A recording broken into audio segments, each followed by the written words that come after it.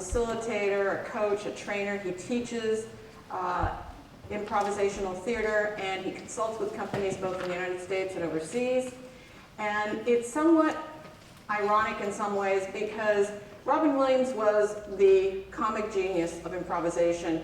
And when I first approached Mick on the subject, all the publicity around Robin Williams had not yet come to light. And truly, in the last couple of weeks, it's been a tsunami wave of attention on the Lewy body dementia diagnosis and how it affected Robin Williams. And so I think in some ways this is a moving tribute to Robin having Mick here with us today. Mick?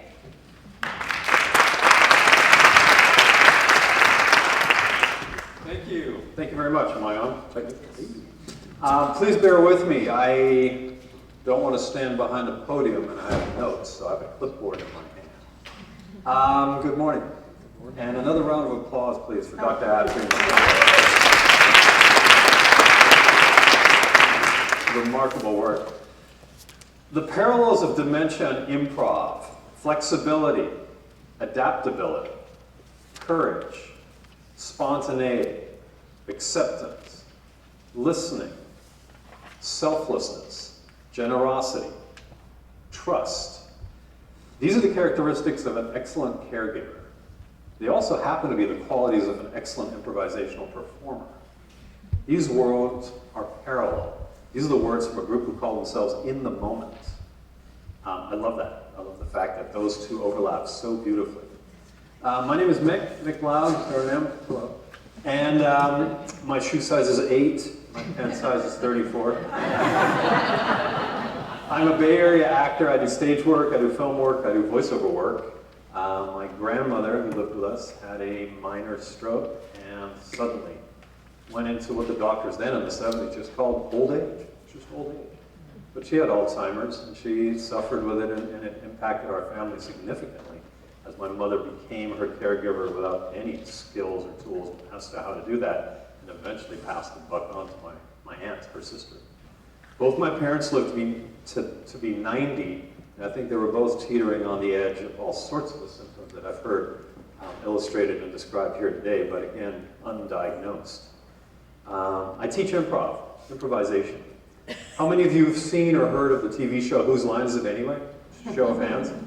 Right? Or how many of you have heard of Robin Williams? Especially this last week. So please find a person close by to you right now and introduce yourself to them by first name and shake their hand. Could you do that now, please? And now tell them one minor true fact about yourself, something that you suspect that they may not know even if they know you, like you were born in Seattle, or you love Earl Grey tea, or you have a dachshund named Tipsy. Something. Think of one thing and see if you can each do that.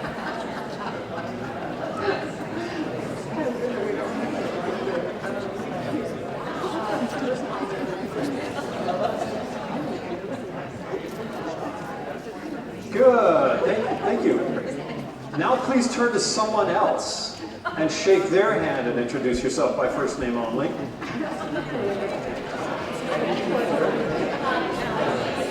And give them a minor, true fact about yourself that is different from the first one. You love mangoes. You've been to Stinson Beach.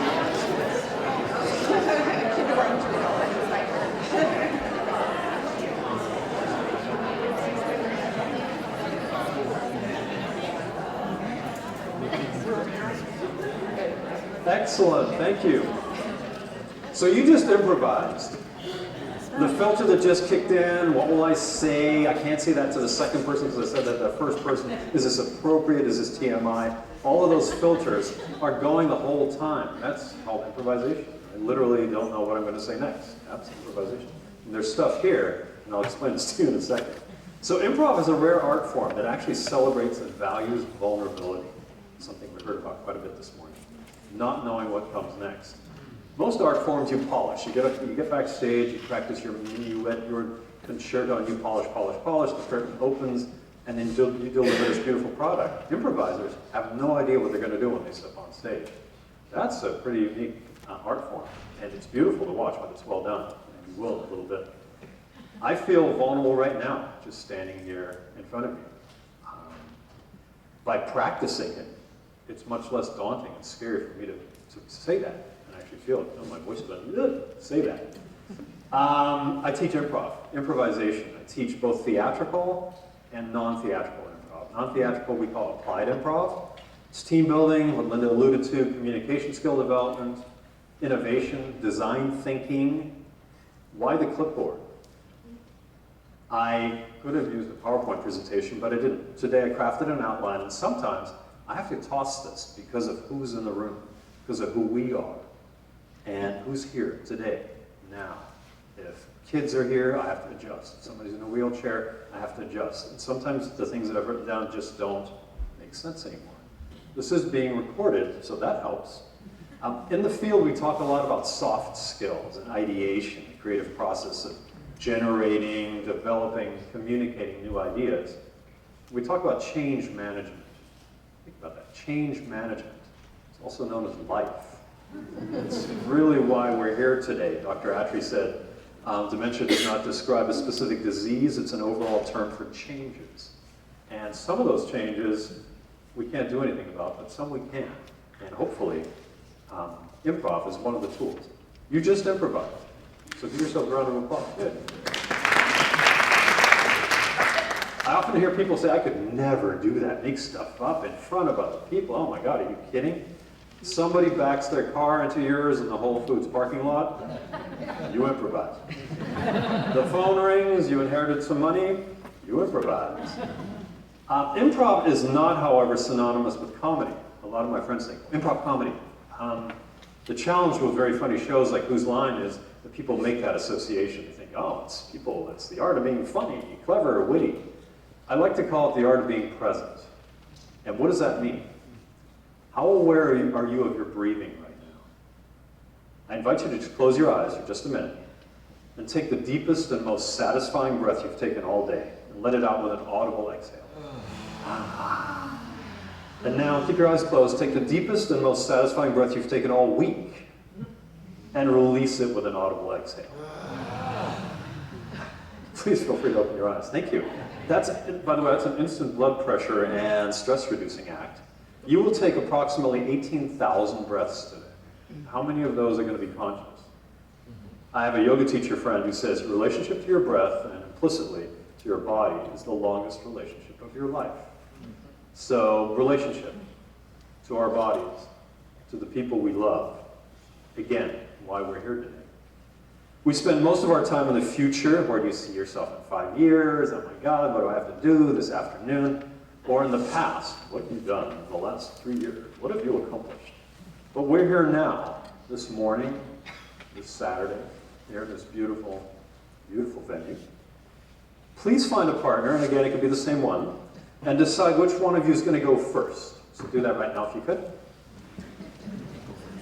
And that person, please give your neighbor 3 things you can do with a plum, the fruit, other than eating it. Please do that right now.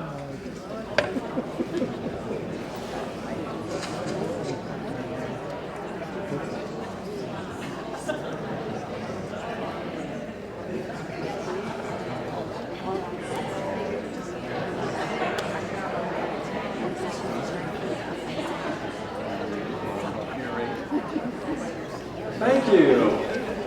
All right, partner number 2, please give your neighbor 3 alternative things you could do with a bowling ball.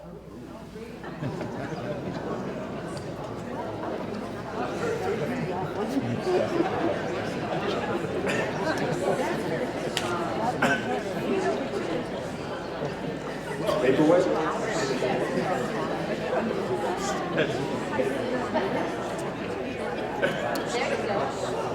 Thank you. So let me ask you this question. Did you do that perfectly? Did you come up with 3 perfect things? Well, probably not. So please put up your hands as one of the things I do in improv.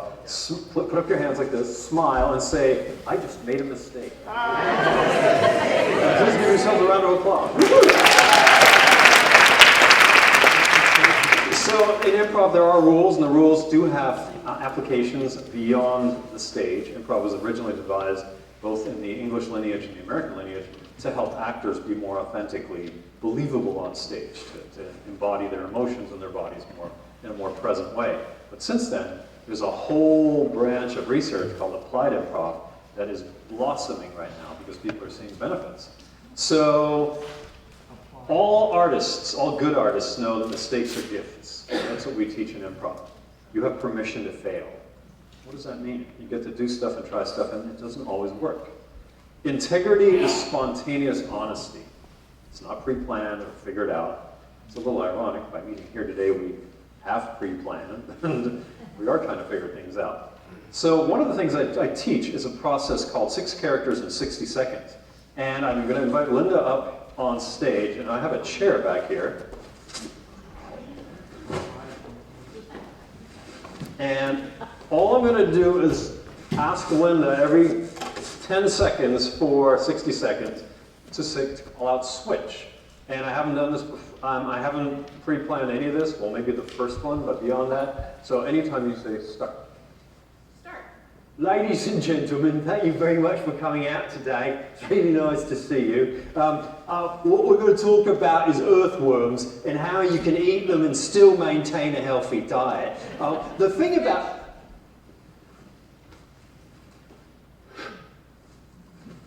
Yeah, he was here yesterday. No, he said you owe him money. He wants you back. You got to get that money to him, Charlie. He'll kill you. I swear to God, he'll kill you. No, I'm not kidding you. Switch. Also, meine Damen und Herren, wenn Sie Kinder sind, dann verstehen Sie das vielleicht nicht. Aber als erwachsene Leute sollten Sie doch gleich merken, dass Leute, die hier auf der Bühne stehen, vielleicht mehr über gewisse Sachen wissen, als Sie vielleicht wissen. Zum Beispiel steht hier irgendwas Schönes von...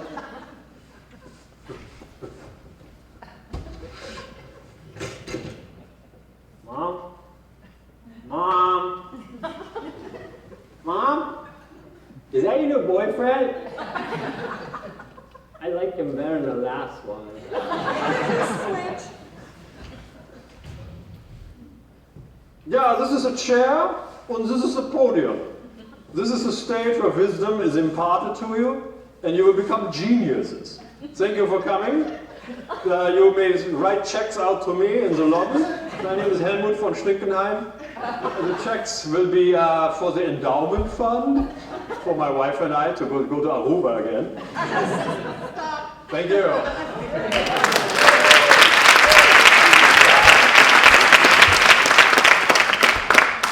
So in improv, we make stuff up. If you were to come to my regular classes, you'd do this almost every week. And believe it or not, it's like flexing muscles. It gets easier and easier and easier. You probably don't believe it. So I'm going to invite you to try it right now in your seat. So I would just invite you to embody a persona. You can move or sit like one. You don't have to say a word. And I'm only going to ask you to do 3. I did 6. And after 10 seconds, I'll say switch. So please do that now. Sit or talk or behave in a way that is different from who you are normally. Yes, you can talk to your neighbor.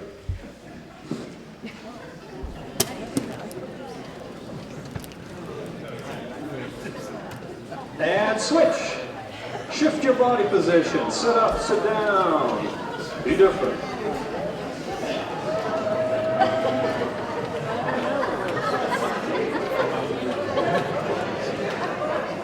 And switch.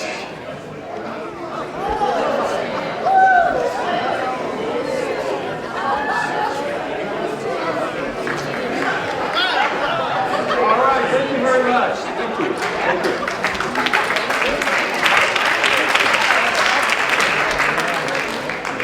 So the training of improv is all about the development of options. The reason improv-trained actors are so desirable to directors is because they're easy to direct. A director can say, can you do that again as a drunk person? Sure. Can you do it as a little kid? Yes. Can you do it as an angry Chinese greengrocer? Yes. Because it's stuff you practiced. So it's just flexing muscles. And the idea that we don't have knee-jerk reactions to something that happened. We have options. That little bit of distance in time that says, that could be my first reaction, that could be my second, or third, or fourth, or seventh. So the parallels of dementia and improv. I teach improv to all ages through the Marin Theater Company and SF Jazz education programs. I don't work directly with dementia or Alzheimer's patients, but I do work with their caregivers. I've led a retreat for caregivers for Hospice by the Bay. I've taught improv to seniors at the Aegis Assisted Living Network, and I teach regularly at the Jewish Home in San Francisco. Most of the students there are over 75. One sweet lady was 104. It's a challenging group. Most of them are in wheelchairs, and most of them can't hear, which eliminates a lot of what we can do, because a lot of improv is getting out of your head and into the moment, which usually means into your body. I was told by the group facilitator at the Jewish Home that the request for both pain and sleep meds went down on the nights we meet for improv classes. And that may just be anecdotal, but I love it. Dr. Aptrey spoke of early detection of cognitive impairments. Some of my students dance right at the edge of dementia, but they feel like they belong in that class, and they show up with a ton of enthusiasm. So what do we do in class? Simple stuff.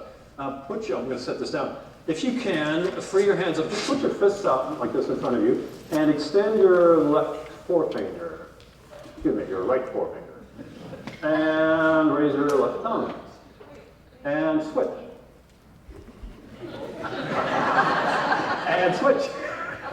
So now one thumb is up and one finger is pointing. And switch. Not so easy, right? Please don't be discouraged. Very young and very smart people struggle with this. But apparently that idea, and I studied kinesiology, I'm also a CMT, a certified massage therapist, is one of the brain hemisphere integration exercises that's used with kids in educational kinesiology. My students at the Jewish Home will do spontaneous monologues about a favorite teacher they had, whether it was a literal teacher or an art teacher. They'll do spontaneous monologues about something they got away with when they were little. They'll do improvised poems working off a just made up title, or an improvised haiku. They'll do spontaneous a cappella songs about their hometown. And this is without any training. They just do it when I ask them to do it. It's remarkable. And when you see one person do it, oh, I could do that. I could sing about Peoria. And they're off and running. Not knowing. In this culture, you're praised for knowing. You're knowing for knowing. And here we are doing something very different, which is to not know. On NPR recently, how many of you saw the research piece done at Northwestern University, where they actually took, because Northwestern University is in Chicago, a city known for improv, and they went, woohoo, yeah.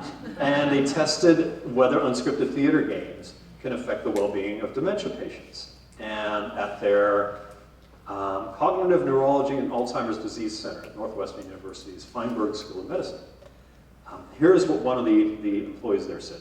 Maybe thinking about the past and trying to remember makes the person a little anxious or even a bit sad because their memory's failing. Maybe thinking about the future too much is also anxiety-provoking. So being in the moment is a safe and a good place to be.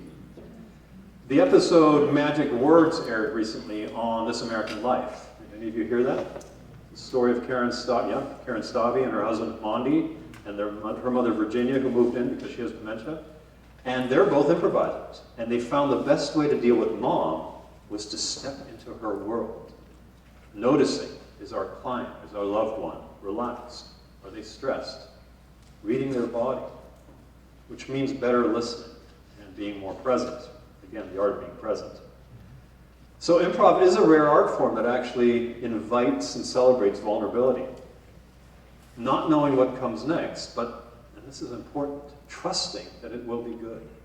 And one of the reasons it's going to be good is because you have others, because you're not doing it alone. Improv is highly collaborative. In live improv shows on stage with others, it could be really frustrating, Kayla can allude to this, because people, your fellow players, aren't doing what you want them to. Does that sound familiar? Literally familiar? Right? So improv training takes you from, well, that just happened, I don't like it, I'm going to push my agenda through, to what can I do with what just happened? How can I say yes to that? And to answer that question, I'd like to show a brief video of somebody who does just that. He says yes to that. You may have heard of this person.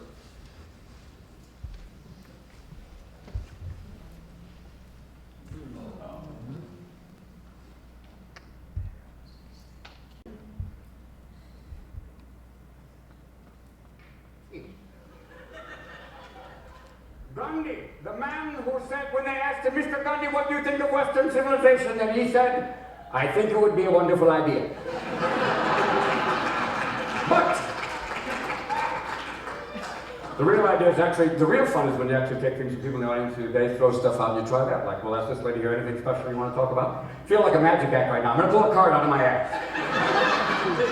Darling, you look lovely, and I love what you put together tonight. This is great. It's kind of like an ice skating scene. Look at this. Let me borrow your little shawl. We do this. Throw the shawl. We've never met before, have we? I came to Bombay last year.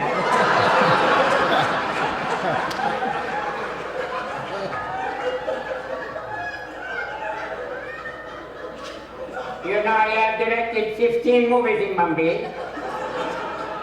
I am very excited about my musical.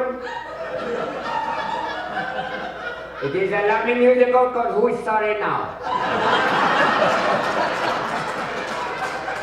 I have written the magical things and I do them all now, and I have said that my other one is Bindi Bindi Bindi Bow and Tika Tika Tika Tat.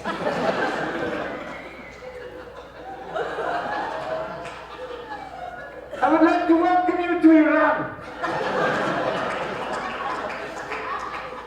Help me!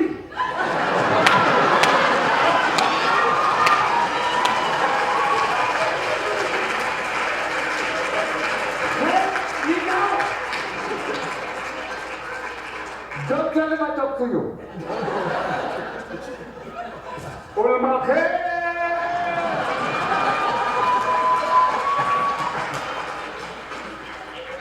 My name is Rabbi Ben Shovel. I would like to welcome you to the first openly gay shul.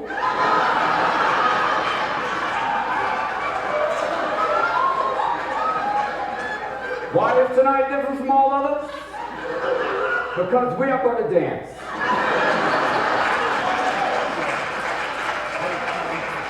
We are going to dance like no other. It's a tradition.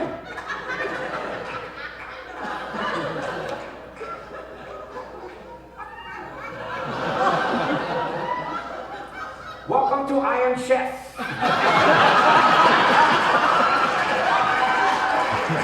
First of all, tonight we are going to cook octopus balls. As you know, there are 8 legs, so you get 4 sets of balls. You cook them up. Not be afraid to do the balls, or cook them up and put them on the side. I warn you, don't try this at home. First of all, you have to find them, which is so hard.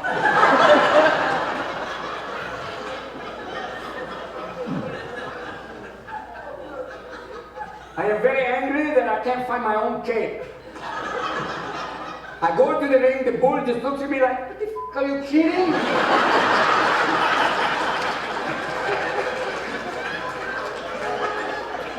Don't come in the ring with a Donna Karen scar. What, are you nuts?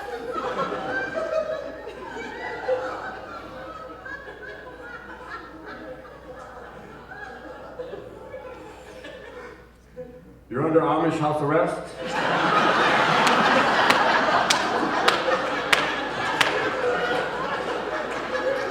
It's like the old joke, you know the guy with his hand in a horse's ass is? An Amish mechanic.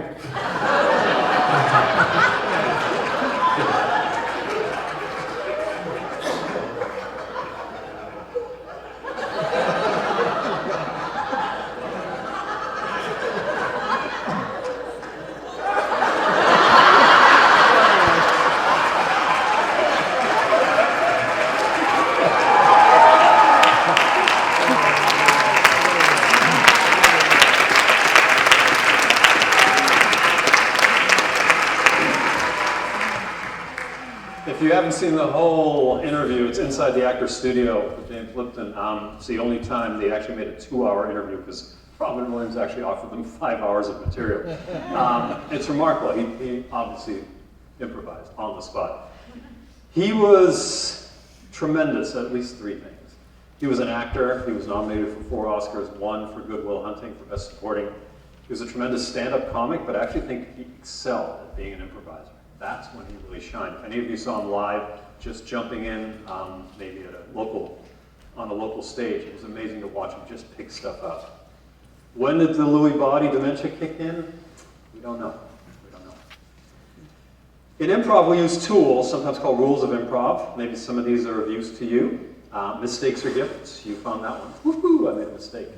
Saying yes rather than saying, we actually say yes and to offers, to invitations, rather than saying yes but, which is another way to say no. It means yes, but I have a better idea. Make your partner look good.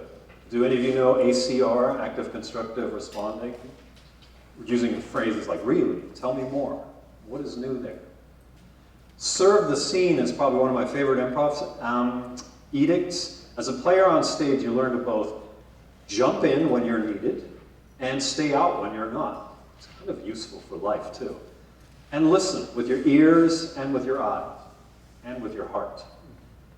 Deep breaths, physical grounding are crucial before I go in. I like to be in my base, literally my pelvis. Breathing to the other person, not onto the other person, but breathing to them. There's a woman named Patsy Rodenberg who teaches acting she's from England, she teaches in London and in New York, to Judi Dench, Maggie Smith, the Fiennes brothers, Daniel Day-Lewis. These are some of her clients. And she talks about the second circle.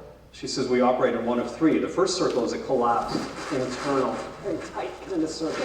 The third is a big one. It's what salesmen, how you doing? And sometimes sermon priests, ministers will also use that kind of big delivery. But the one in the middle is equal listening and speaking. Any ensemble, any sports team works that way. You watch a good basketball team like the Warriors. They're listening. The Warriors, woohoo, 10-0. They do stuff. It's amazing because they're listening to each other. It's an awareness. So she suggests literally breathing to the person you're sitting next to, breathing to the person you're being interviewed by, breathing to the road you're driving on. It brings your awareness to it. I go in with an agenda, an outline, and gently. There are times you have to be stern. Dad, it's time for your bath now. And times to be kind. Lori talked about simplifying. Maybe create small steps, something they can succeed at. Where's that nice bathrobe? That blue soap you love? Gently suggest instead of pushing them. That's what we do in improv all the time. It's more of an invitation. You can feel the stress when you push. And so can they. You know they do. Honoring where they are, honoring the space they're in. When they push at you, you can try pushing back, but generally that doesn't work so well. Eventually, if you step back safely and create them making the invitation, it's really amazing how often that works. Does it always work? No, not always. Nothing always works. But the idea is to add more tools to your tool belt, widen your response range. When I run an event, I teach a class, a workshop, I do my best to create safety, a safe place before and during. The place has to be structurally safe. We have to make sure people can't watch and just walk in. We have to deal with discomfort and whether there's an energy of predator. Sometimes that's in the room in an improv class. I have to address that. I asked you to shake hands. That is one way, there are plenty of them, to engender safe touch. So often in improv warm-ups, we will do something that sneakily involves touching each other. Touch is remarkable. I think you know that. I do set an intention, a plan, but I'm willing to amend it. I honor boundaries and time constraints. I use the acronym WAIT. It stands for Why Am I Talking? And no longer listening, because I can talk a lot. Other tools that I found helpful. Get out into nature. I especially like trees and mountains, because they're still. They just are there. And with all this turbulent activity that we have in our lives and with the people in it, I find that sometimes is very powerful. I also find gratitude lists to be really powerful in my life. Sometimes it can be easier when you're not around the person in the face of the challenging situation. Right now, I invite you to just maybe close your eyes, do a quick mental gratitude scan. Maybe 2, 3 things that you feel grateful for. Maybe the person you're sitting next to. How healthy you are. The fact you get to be here today. I don't know. And please, don't do it alone. You know, Helen called it a village. Find support. I have several good venting friends. What that means is I can call them up and say, can I vent? And they don't try to fix it. They don't give advice. I just get to vent. That is immensely liberating, very freeing. Develop and use the brain back roads Dr. Attree spoke of. Yeah, we know the highways, but there are other ways. So, please remember some of the rules. Mistakes are gifts. Say yes and, also known as want what you have. Make your partner look good. Serve the scene, which means serve this moment. Listen. The art of being present. Super aging. Sounds great. I'm still looking for clues. Please take one more deep breath. I hope this has been helpful to you. Thank you for your time.